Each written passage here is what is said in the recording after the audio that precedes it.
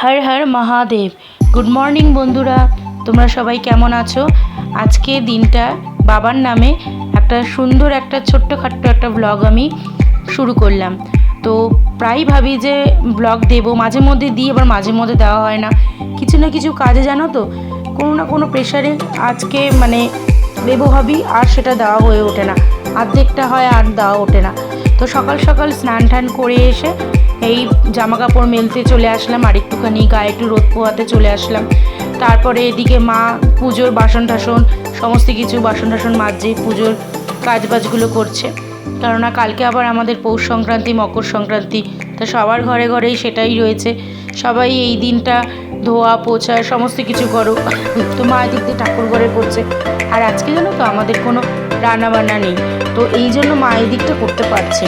তা আমারও অনেকগুলো জামা কাপড় জমেছিল, সেগুলো আর কাচা হয়ে ওঠে না। তো সেইভাবে সেই দিন পেয়ে শুরু করে দিলাম আজকে জামা কাপড় কেচে ঠেচে সব। ভালো রোদও উঠছে, যেমন ঠান্ডাচ্ছে তেমন বেশ ভালো রোদও উঠছে। তো চলো, আমার জামা কাপড়ও মেলা হয়ে গেল। এবার আমি চলে যাবো, কারণ আমি যেটা বলছিলাম আমাদের কোনো আজকে রান্নাবান্না নেই, নিমন্ত্রণ আছে। কিন্তু সকাল সকাল জামা কাপড় মেলে ঠাকুরকে প্রণাম করে নিচে চলে যাবো। এবার গিয়ে একটু দেখি মেয়ে কী খাবে না খাবে। তো চলে এসেছি রান্নাঘরে। তো দেখিয়ে এসে মেয়ের প্রচণ্ড খিদে পেয়েছে, মেয়ে নিজে নিজে ম্যাগি বানিয়ে নিলাম আমার আর আমার মেয়ের জন্য 2 কাপ দুধ চা। তারপরে তো এই দুধ চা খেয়ে নিচে চলে আসলাম। নিচে এসে দেখি ঘরের যা পরিস্থিতি, আর এই জামা কাপড়গুলো দেখতে পাচ্ছ সোফার উপর, যেগুলো কাচা হয় সেগুলো আর ভাঁজ করা হয় না। আর এই দেখো, কাজ করতে করতে আমার একটা নেশা, আমি গান চালাবো, গান না শুনলে আমি ঠিকভাবে কাজ করতে পারি না। আর এদিকে দেখো মেয়ে দেখো পুরো পাগলামি শুরু করেছে। তো যাই হোক, আমার কাজবাজ সমস্ত কিছু হয়ে গেছে, ঘরটার গোছানো হয়ে গেছে। স্নান তো আমার সকালবেলায় হয়ে গেছিলো, ছেলে মেয়েও স্নান টান করে নিয়েছে। মেয়ে ওদিক দিয়ে একটু পুজো দিয়ে দিল, ধূপকাঠি দেখিয়ে দিল। আর এদিক দিয়ে এবার আমিও রেডি হয়ে যাব। তো ওদিক দিয়ে মাও রেডি হচ্ছে, মা শাড়ি পরছে। তো সবাই মিলে এক্ষুনি বেরিয়ে যাবো। অ্যাকচুয়ালি নিমন্ত্রণটা হচ্ছে আমার মেয়েদের মাসি শাশুড়ির বাড়িতে গৃহপ্রবেশ, তো সেই উপলক্ষে। আর আজকে এমনিতে সোমবার, আমাদের এমনিতে নিরামিষ। চলো এবার তাহলে বেরানো যাক। তো ওদিক দিয়ে ওরা নিজেরা ফোন টোন ঘাটছে, গেম খেলছে। তো আমি এখান দিয়ে পুরো ফুল রেডি, মা ওপর দিয়ে আওয়াজ দিল যে মা পুরো রেডি। তো চলো এবার দরজা টরজা বন্ধ করে এবার বেরিয়ে যাওয়া যাক। বেরিয়ে গেছি।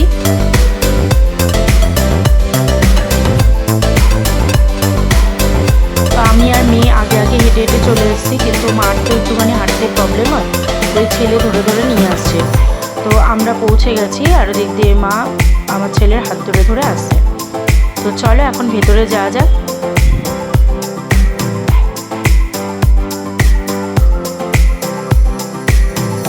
ভেতরে গিয়ে দেখলাম সবাই চলে এসছে প্রায়, শুধু একটা মাসি আসেনি, মানে 2টো মাসি আসেনি। এক হচ্ছে সেজো মাসি, আর এক হচ্ছে হলো ছোটো মাসি। তো আমরা যাই হোক গিয়ে ঠাকুর প্রণাম করে তারপর আমরা বসলাম। বসতে না বসতেই মামা মাসিরা সব ব্যস্ত হয়ে গেছে, প্রসাদ দেবে, খেতে বস খেতে বস। তবে প্যাকেট সিস্টেম করেছে, খুব ভালো কাজ করেছে, যাতে সবার না কারো কোনো কিছু অসুবিধা হয়, কষ্ট। আর এই দেখো একটা ছোট্ট বেসিন দেখতে পাচ্ছ সামনে, আমার এটা জাস্ট এত পছন্দ হয়েছে। মানে আমি যদি কোনো দিন আমার ঘরে যদি কোনো ডেকোরেশন করি, তো আমি এরকম একটা ছোট্ট একটা মিনি বেসিন বসাবো। তো আমি তাই সেটাই ওদেরকে বলছিলাম, আমার দাদাদেরকে, যে এত সুন্দর হয়েছে, সব থেকে বেশি আমার এটা পছন্দ হয়েছে। আর দেখো এই রান্নাঘর সমস্ত কিছু ডেকোরেশন দারুণ হয়েছে, সব দিক দিয়ে খুব সুন্দর করেছে মাসির। তো বসতে না বসতেই আবার হাতের মধ্যে মামারা প্যাকেট দিয়ে দিল, কারণ যেহেতু অনেকটাই বেলা হয়ে গেছে। তো বললো দেখ এমনিতেই তো কড়াইশুঁটি কচুরিগুলো ঠান্ডা হয়ে গেছে, তাড়াতাড়ি করে খেয়ে নি। তো যাই হোক, গল্প করতে করতে খেতে খেতে গল্প করছি, এদিক দিয়ে বেশ হাসি মজাও হচ্ছে, তো বেশ ভালোই লাগছে। তারপর এদিকে দেখো আমার খাওয়া হয়ে গেছে কমপ্লিট। এদিক দিয়ে তারপর একটু বসলাম, বসে গল্প করলাম করতে করতে। তারপর এবার ছোটো মাসি আসলো সবে, বা ছোটো মাসি এসে এবার ওদিক দিয়ে বড়ো মামিও চলে যাবে, কারণ অনেকটা বেলা হয়ে গেছে, 5টা বাজে। এই যে ছোটো মাসি আসলো এখন সবে, তারও বাড়িতে রান্না বান্না সমস্ত করে, আর বড়ো মামিও চলে আছে। এরপর আমরাও বেরিয়ে পড়বো। তো এদিক দিয়ে এবার আমি আর মেয়ে বেরিয়ে পড়লাম। ছেলে আগেই খেয়ে বেরিয়ে গেছে, আর এদিক দিয়ে এই যে ওর বাবার জন্য আবার খাবার পাঠিয়ে দিয়েছে। তাই এসে এই বাড়িতে জাস্ট ঢুকলাম।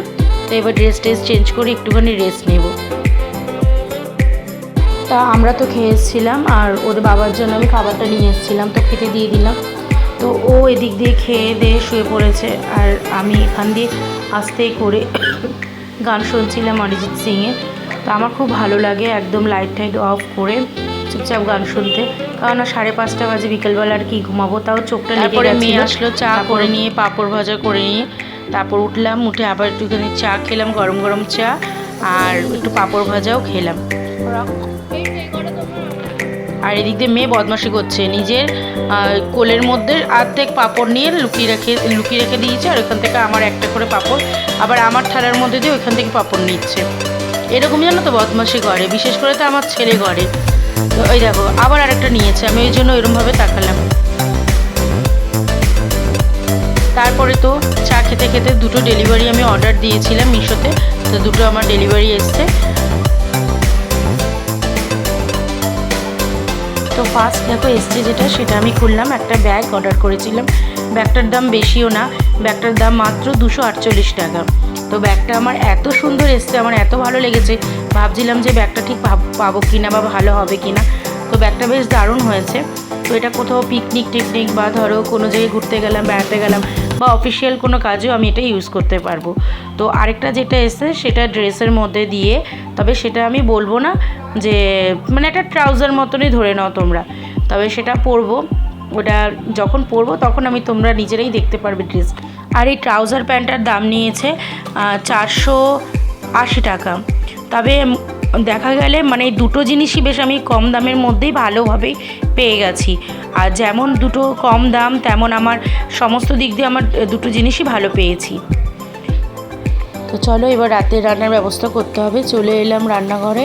তো আজকে তো সবাই মিলে ওই কচুরি টচুরি খেয়েছি তো সারাদিনে, তাই জিজ্ঞাসা করলাম, মা আমরা সবাই মিলে চিন্তা করলাম যে গরম গরম ফেনা ভাত খাবো, আর আলু সিদ্ধের মধ্যে দিয়ে দেবো আর ঘি দিয়ে। তো ফেনা ভাত আর করতে পারিনি, তাই জন্য এই দিক দিয়ে ওদেরও খিদে পেয়েছে। তো আমি ওই জন্য তাড়াহুড়ো করে কী করলাম, ফেনা ভাত সেরকমভাবে করতে পারিনি, ভাতটা ফেনা ভাত হতে একটু টাইম লাগছিলো, তাই মানে অনেকটাই আমি করেছি, লাস্টে গিয়ে একটুখানি ঝরিয়ে নিয়েছি, তারপর আমরা এই ভাত দিয়ে খেয়ে নিয়েছি। ওইদিকে ছেলে মেয়ে মাকে ওই ঘরে দিয়ে দিয়েছি, আর এই একটা থালার মধ্যে আমার আর আমার হাজব্যান্ডের বেড়ে নিচ্ছি।